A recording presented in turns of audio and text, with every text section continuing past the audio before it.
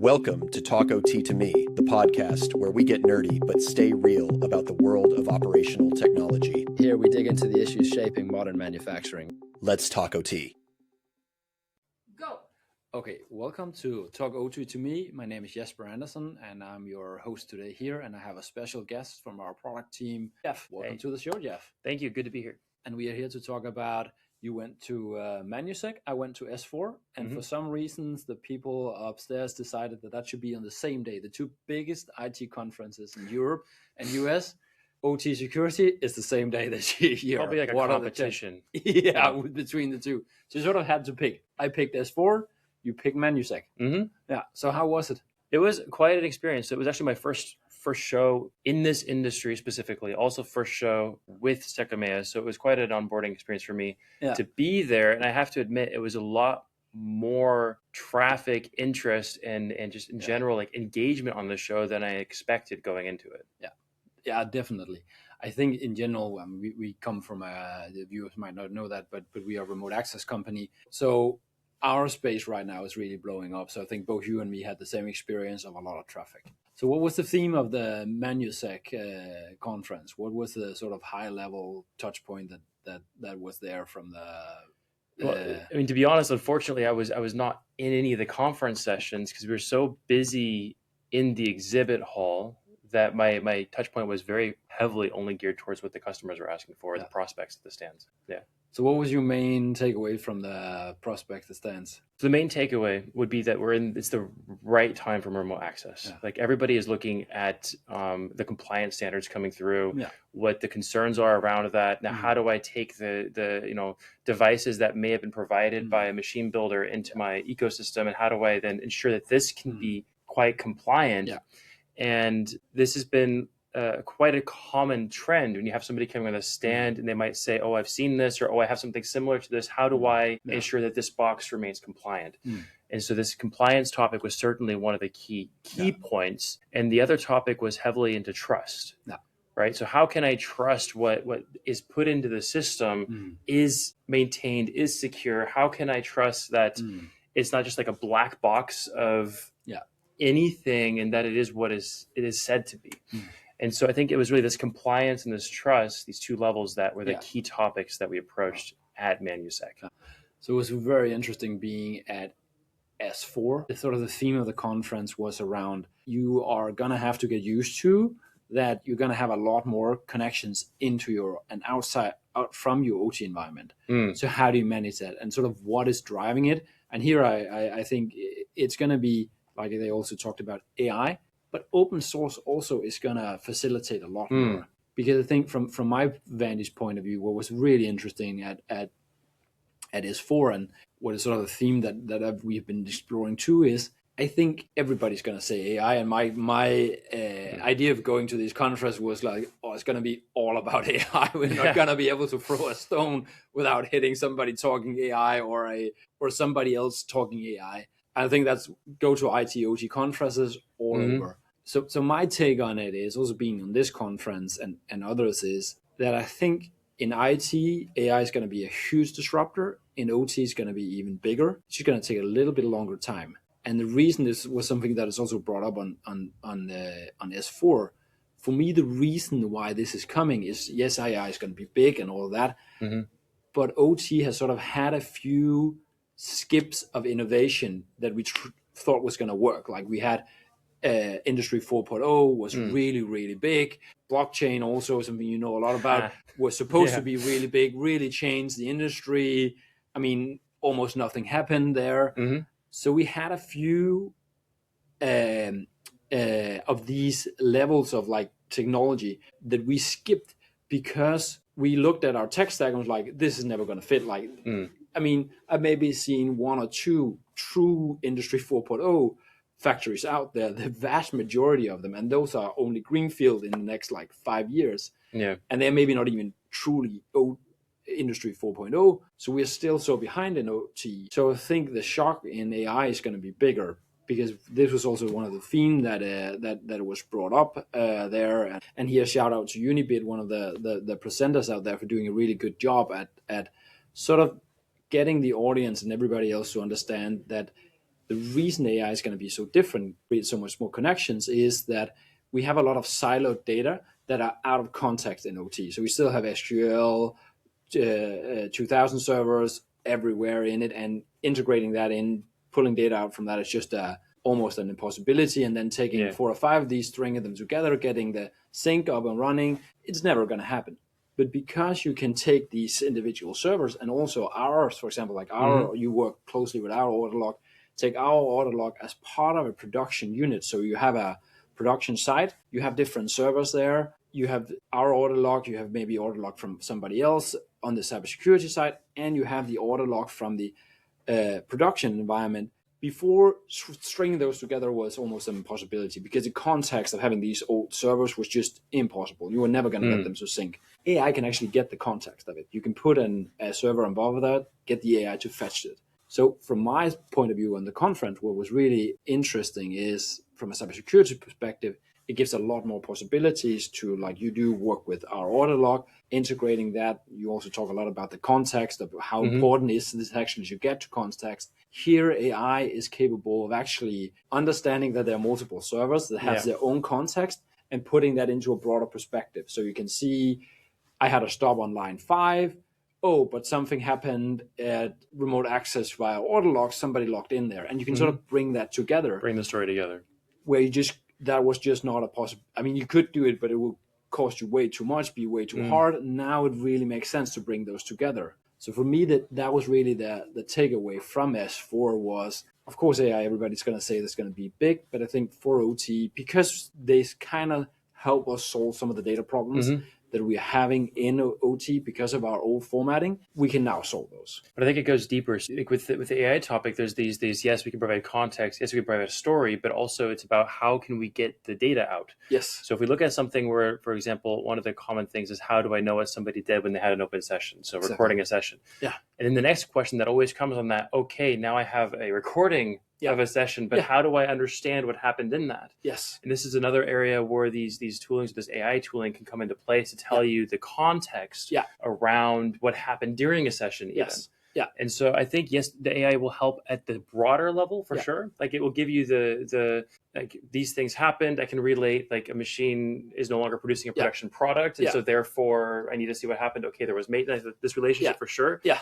But I think it even goes deeper to enabling us to get the foundational data higher and allowing us to have the information out more easily than maybe could have been possible before. Yeah. And so it's really, the big topics are like the ones everybody goes and says, yes, it's so great because they do these big things. But I think the real impact of technology is going to come into now I don't have to watch 100 videos. Yes, that's a good point. Exactly.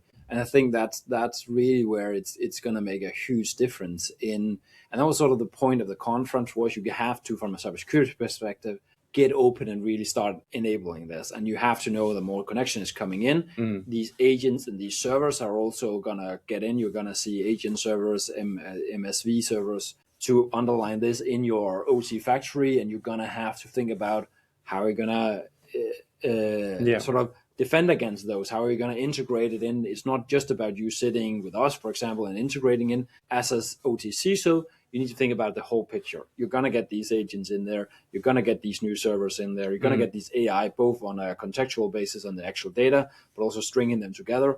How do you make that secure? And then how do you also use the capabilities? Because like you said, we do remote access session. Now you can all suddenly string together a session recording, our order log, and then what happened on the production line together into one and see, somebody went in, changed the parameter. What did that have of output? And you can ask that for that context.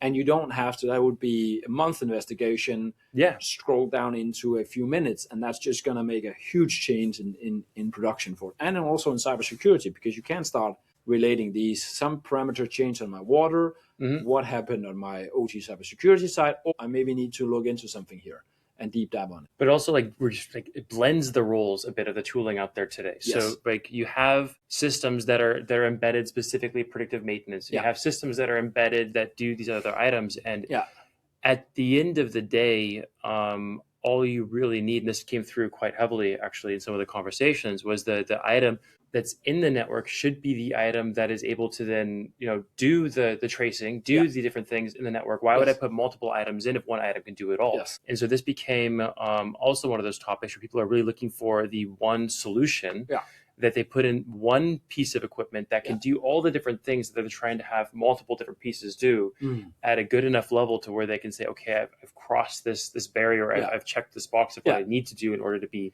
like, again, for this industry, it was big on the compliance of manufacturers. Yeah.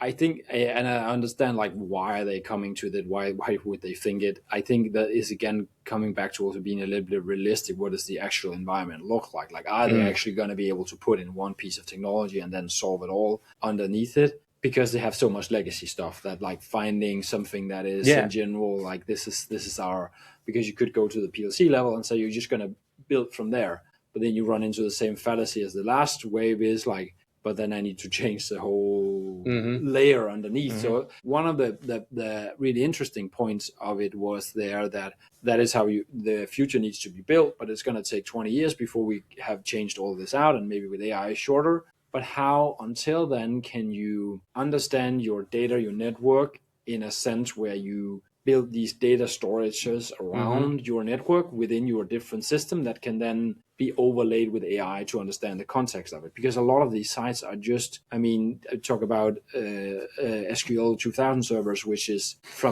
not from the 2000s. They're probably from starting putting in 98, 95 or something like that. They are going past closing in on 30 years. Changing those will be really hard, and so that's the environment we have out there. So I think it creates some possibilities that are very interesting to get it together now and actually see this transformation. But boy, oh boy, the OT CISOs out there have a job to do. I mean, they're still, and that was the other side of S4, we're still, for the majority of them, talking about how do I actually manage my firewall? Like, there is a huge jump that needs to happen now. There's that, but there's also, like, it felt like there's a lot of CISOs that came in that were brought into the organization sort of as almost consultative. And so they're like, well, at the end of the day, I'm not able to make the decision. I can just recommend. And it goes into this, how do we then enable in a way or provide the material in a way that it's easy to understand at the different levels? Because the CISO conversation is significantly different than the conversation I'm going to have with somebody working in the factory. And then how do you, I think for them even, how do we help them bridge the gap? Of that layer? And I mean, you've been having these conversations so long, so maybe how would you do that? Oh, that's good. It was also a big topic on this S4 is, like, how do you quantify consequences and likelihood and business impact on it? And the likelihood is the majority of time because we pitch together with our customers to boards all the time. And one thing I see is, like, OT likelihood is extremely hard to quantify because it's, for most companies, it's a black swan event, because how likely is it going to go? Where I come also from IT cybersecurity, you have much more clearer numbers on what is a ransomware attack, how many percentage are going to get ransomware attacked on the 80, we know, or Autolog or Outlook, we know pretty clearly what is somewhere in OT, it's much more of a dark environment. So I think the consequences, you need to be clear on, but then the likelihood of it, and this was also, again, something we talked about on S4, is we have really poor data in OT on what is the likelihood of it happening. And so I think about likelihood, you need to build it up as, at least in my opinion, what data is there out there, and is there solid data on your thesis? What does your actual network experience says? And a lot of them are just blind, so that would be zero. We have no idea. But then the other part of this is, like, where is this in the tech stack? Because OT is, like, the likelihood, if you don't have a perimeter of getting breached, is pretty high. So maybe make sure you have that. The likelihood, if we come from remote access, if you don't have control of who's coming in, the likelihood of getting breached is quite high. Like, some of the finer points of investing in OT, the likelihood is hard to quantify of, like, that particular subnet being, that can be hard. I think the actual truth about OT, in my opinion, sorry for a long speak, but if the majority of them just did the 10 things that are likelihood are high and did them well, you have reduced 90% of your risk. But the truth is we are still OT in a sense where we are still struggling with the top 10 things to do, where the likelihood of getting attacked and getting really high exposed is still high. Yeah. So that's how I sort of always, okay, then once you've sort of done the top 10 things you need to do, then the likelihood becomes a very hard question to answer, because then you get into you need to do pen testing to actually make sure you are there. Yeah. So, okay. So bringing it back into S4, was there a moment for you when you're on the, at the event and you're like, you learned something, maybe that's kind of this aha moment of realization of, wow, this is really cool to know? Yeah, I think the AI, like we talked about, the AI piece from the conference, I didn't appreciate how good it's going to help us solve the data context problem. That one, I think, is going to have a huge impact. The other part of it that I think was really, really smart came from sessions around, we just need to do much more pen testing in OT, like your own environment. When you talk about likelihood and stuff like that, and you need to you can now automate some of it with AI, so the cost of it is also coming down, which is great, but we just need to do a lot more pen testing. And a lot of times when we then do pen test, we pen test from the outer perimeter. Can you breach the outer perimeter? They're going to breach your outer perimeter. What happens next? So simulate, okay, now you've breached the outer perimeter. What then happens? Yeah, how do you protect the next level? How do you protect? Because you're going to get breached from the outside. Like again, going back to likelihood, your likelihood of getting breached is 100%. So you might as well assume you need to bridge the layer, but you're going to get... Or you've already been breached. Or you've probably already been breached. Like the majority of them, the majority of attacks we find is like 12 months old. Like they started working on you guys 12 months ago. Well, you are already breached. So from, I think I had a really aha moment was when somebody was talking about they pen tested. They are a manufacturer and they pen tested a security vendor of theirs. We do a lot of pen testing. You know that in this company. No, oh my crazy. God, we do a lot of pen testing together with our customers and ourselves. But I didn't fully appreciate how little that's actually done out there. How we are starting to see it with our customers, especially the bigger ones. They invest in pen testing every 2 years, their environment. And that's just not just us, but the full environment. And we need to do that more, because that can help answering the likelihood. Like, okay, how often when the external pen tests come in and took me half an hour to get into your environment, and once I was in, I infected all your points. That's easier to quantify. You're not talking about likelihood. You're talking about I had somebody actually do it, and once they get in, they potentially drown the whole company. So I think AI, which is probably an obvious one, but again, like I do think there is something around how much is gonna, for different reasons than in IT, gonna tore through OT, and then the pen testing part. My God, we need to start being much more clear on that point. And customers, manufacturers need to have a yearly cycle of not just pen testing one solution, but pen testing their whole environment, because they're not just one solution. They're a broader perspective of a solution. And as a whole industry. As a whole industry, we need to pen test this thing to get understand the likelihood and what does your environment actually look like. Because some of the pen testing things that it can be a bit surprising. It's not always I have it the small side. It's not that important. But that SQL server, again, back to that SQL server, actually transfer data to the other sites around. Yeah, great. Now you have a clearly opening, and if you get infected in there, you're everywhere. You have these foul points in. You need to find those, and the only way of finding them really is to let the pen tester a chance to get inside and work on you. I think for mine, the moment for me that was really interesting is I had a prospect there I was talking with, like just somebody in the exhibit hall, and they were like, okay, we have you send out an email to invite somebody to a platform, or you have a process to invite somebody to a platform, and then how do you know that the person who opens that or begins that process on the other side is the person you intended to receive that action? Yes. And then how can that be addressed? So I think this is this other element of how do you confirm humanity? Yes. So the AI can really help, but also it makes the attack layer so much larger and so much easier to start. Yes. Then how do you start confirming humanity when somebody starts to engage with you, even at that introduction level? And that was kind of this moment where, I've heard and I've been in conversations over the last year where people are like, now how do I validate it that it's, that you're talking with your spouse even, right? When you're on the phone, they call you, hey, I need something. And how do you validate, like, there's actually hardware devices coming out to help with this specific problem. Yes. And it was that moment in this conversation where I'm like, this is something we really need to already be like addressing in this specific remote access industry. And it's not just having an SSO set up. It's not just having like SCIM or these other systems in place. It's like, now how do we validate humanity? Yes. And that the person accessing it is the individual specifically that was originally intended. Yes. So that was quite, and I don't have an answer for it. Like there's technologies theoretically coming, but it's one of those things where it's a new problem to have. Yeah.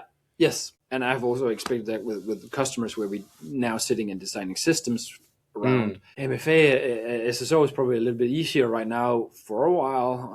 It's also coming that one is also getting, SSO and MFAs are just getting brute forced out of their mind right now. With AI. It's just, what is it? 2 years ago, Microsoft was like, oh, by the way, our SSO has a huge problem with brute force. I'm like, if we are there, then how many other systems has a big problem with that? And brute force is like, it's a 9-year-old now sitting somewhere getting clawed to brute force its way out of it. And it's no longer like the entry to barrier is getting frighteningly low right now. It's also just the knowledge. I think to be honest, these things were surprisingly easy to do even beforehand. Yeah. And now you don't even have to have the technical acumen to address it. And so, not to give out hints on how to do these things, but it's just something that we need to be aware of, that as the attack layer gets larger and easier to do, the testing and the humanity or the protection layer has to keep up. So it's no longer adequate to just be isolated or to be in one location or to have that system in place that's never had a problem. We had this discussion of somebody on the factory floor needs help, and they pick up the phone and they call and they ask for help. Like, that scenario is going to be it's going to now get into the realm of defensing, because like, you don't know where the call is going to, they can spook the phone number. Yeah, you don't know where it's coming from. Exactly. They know who you are. They know all the So how do you prove humanity? So how do you prove humanity in that? And that's just like, I need to get into this. It's I'm now again, like a lot of customers are have third party coming in to do the washing cycle of the machine at night. Somebody is standing there. The washing cycle doesn't work. What do? They're not internally. They pick up the phone to their centrally system and saying, this isn't working. And that's an AI that calls up the central system. And when he then logs in, it's not him.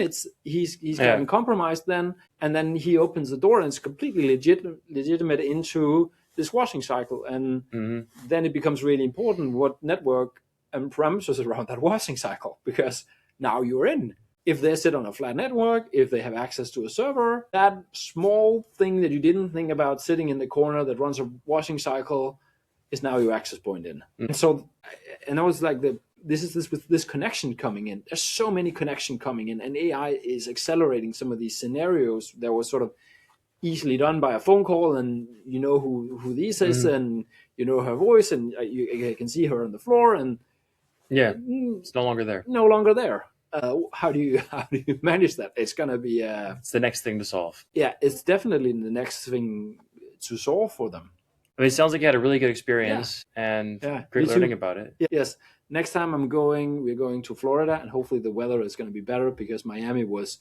You in Germany probably had it warmer than I had in Miami. So next time we're going to swap, and I'm going to go to Germany, and you're going to go to Florida instead. Sounds great. Thank you so much for coming on and having the time to talk to me, Jeff. And thank you for all of you listening out there. Thank you. Take care. Yes. Thank you for listening to Talk OT to Me.